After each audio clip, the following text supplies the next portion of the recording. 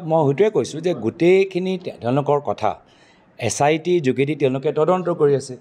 SIT যোগেদি বাস্তৱ কথাখিনি কাৰ্টুন দিয়াতকৈ সামাজিক মাধ্যমতকৈ প্ৰেছ বাৰ্তালাপ কৰাতকৈ তেওঁলোকৰ ওচৰত যিখিনি তথ্য আছে তথ্যবোৰ ময়ো বিচাৰোঁ। মই কৈছোঁ ময়ো বিচাৰোঁ ৰাইজৰ আগত প্ৰকাশ কৰক, ৰাইজৰ আগত ফাদিল কৰক। চাওক, ডিমত মই দেখিলোঁ যে ইয়াত কংগ্ৰেছ দলে প্ৰাৰ্থী দিছে, লগে লগে ৰাইজৰ দলে প্ৰাৰ্থী দিছে। এতিয়া যোৱাকালি মই শিৱসাগৰত আছিলোঁ। তাত মই ক'লোঁ যে মই অখিল গগৈ ডাঙৰীয়াৰ কথাবোৰ ভালদৰে বুজি নাপাওঁ। যিহেতু এদিন তেওঁ ভূপেন বৰা ডাঙৰীয়াক সমালোচনা কৰিব, 2 দিনৰ পিছত ভূপেন বৰা ডাঙৰীয়াক সমালোচনা কৰিব। এদিন তেওঁ কংগ্ৰেছ দলৰ লগত মিত্ৰতাৰ কথা পাতিব, 2য় দিনৰ পিছত কংগ্ৰেছ দলটোক সমালোচনা কৰিব। এইখিনি কথা মই যোৱাকালি ক'লোঁ।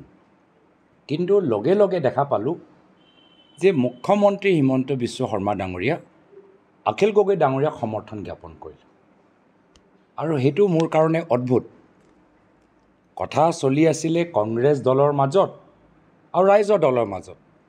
আমি নিজৰ কথাবোৰ, নিজৰ মন্তব্যবোৰ, নিজৰ চিন্তাধাৰাবোৰ আমি প্ৰকাশ কৰি আছোঁ। কোনোৱে BJP দলৰ নাম লোৱা নাই। কিন্তু ইয়াৰ মাজতে হিমন্ত বিশ্ব শৰ্মা ডাঙৰীয়া সোমাই তেওঁ অখিল গগৈ ডাঙৰীয়াক সমৰ্থন কৰিলে। ময়ো দেখিছোঁ যে হিমন্ত বিশ্ব শৰ্মা ডাঙৰীয়া অখিল গগৈ ডাঙৰীয়াৰ প্ৰতি অলপ নৰম, অলপ এৰাধৰা কৰে। যিখিনি মন্তব্য অখিল গগৈ ডাঙৰীয়াই সংখ্যালঘু সমাজৰ সম্পৰ্কত দাঙি ধৰিলে, সেই ক্ষেত্ৰতো মই দেখিলোঁ যে মুখ্যমন্ত্ৰী হিমন্ত বিশ্ব শৰ্মা ডাঙৰীয়া অখিল গগৈ ডাঙৰীয়াৰ প্ৰতি যথেষ্ট নৰম। কিয় নৰম মই ক'ব নোৱাৰোঁ।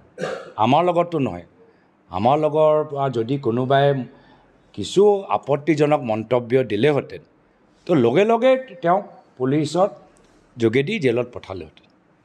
আৰু সেইকাৰণে হিমন্ত বিশ্ব শৰ্মা ডাঙৰীয়া আৰু অখিল গগৈ ডাঙৰীয়াৰ মাজত যে এটা বিশেষ সম্পৰ্ক আছে, সেইটো আজি ৰাইজে যোৱা কিছু দিনৰ ভিতৰত দেখা পাইছে। মই বিচাৰোঁ যে আমাৰ বিভিন্ন সময়ত আপোনালোকে সুধিবই যে SIT সম্পৰ্কত কথাবোৰ সুধি থাকে। ময়ো বিচাৰোঁ যে SIT কামখিনি সোনকালে সম্পূৰ্ণ হওক, যাৰ ফলত ফেব্ৰুৱাৰী মাহৰ পৰা যি বিষয় লৈ BJP আৰম্ভ কৰিছে, ছেপ্টেম্বৰলৈকে নহয়, সোনকালে তেওঁলোকে আগষ্ট মাহত, জুলাই মাহত, জুন মাহত ইমান যে তেওঁলোকে টানিবলৈ বিচাৰিছে টানক, মোৰ আপত্তি নাই। কিন্তু আজি তেওঁলোকৰ ডাবল ইঞ্জিনৰ চৰকাৰ, কিয় তেওঁলোকে অহা মাহৰ ভিতৰত, কিয় তেওঁলোকে 7 মাহ লাগিছে? আজমল চাহাব হিমন্ত বিশ্ব শৰ্মা ডাঙৰীয়া আটাইতকৈ ডাঙৰ ইঞ্চুৰেঞ্চ পলিচি আছিল। কিবা বিপদত পৰিলেই AIUDFৰ নাম ল'ব, কিবা বিপদত পৰিলেই আজমল ডাঙৰীয়াৰ নাম লয়। এতিয়াতো উপায়হীন হৈ গৈছে, তেওঁলোকৰ নাও ডুবি আছে। ৰাইজেতো গোটেইখিনি কথা বুজি পাইছে। তো ডুবি থকা নাৱত এতিয়া য'তে ত'তে তেওঁলোকে হাত মাৰিছে। তো সেইকাৰণে ৰাইজে গোটেইখিনি কথা বুজি পাইছে। আৰু মই অসমৰ ৰাইজ, ভাৰতৰ জনসাধাৰণ এতিয়াও যথেষ্ট সজাগ হ'ল। তেওঁলোকেও এইখন চৰকাৰৰ প্ৰায় 11 বছৰ কেন্দ্ৰ দেখা পাইছে আৰু অসমত প্ৰায় 9 বছৰ দেখা পাইছে। অসমৰ ৰাইজেও তেওঁলোকৰ গোটেই ৰাজনৈতিক খোজকাঢ় চব বুজি পায়। ৰাইজে দেখিছেই যে বৰ্তমান হিমন্ত বিশ্ব শৰ্মা ডাঙৰীয়াৰ লগত কোনে যুঁজি আছে, চবেই দেখিছে। আৰু ময়ো আজি আমাৰ পঞ্চায়তৰ প্ৰতিনিধিসকলক কৈছোঁ যে তোমালোকে BJP চৰকাৰৰ পৰা ভয় খাব নালাগে। মই দিছপুৰত হিমন্ত বিশ্ব শৰ্মা ডাঙৰীয়াৰ লগত যুঁজি থাকিম। গাঁৱৰ ভিতৰত আমাৰ গাঁৱৰ পঞ্চায়তৰ প্ৰতিনিধিসকল BJP কৰ্মীসকলৰ লগত, BJP বিধায়কসকলৰ লগত ৰাজনৈতিকভাৱে যুঁজি যাওক।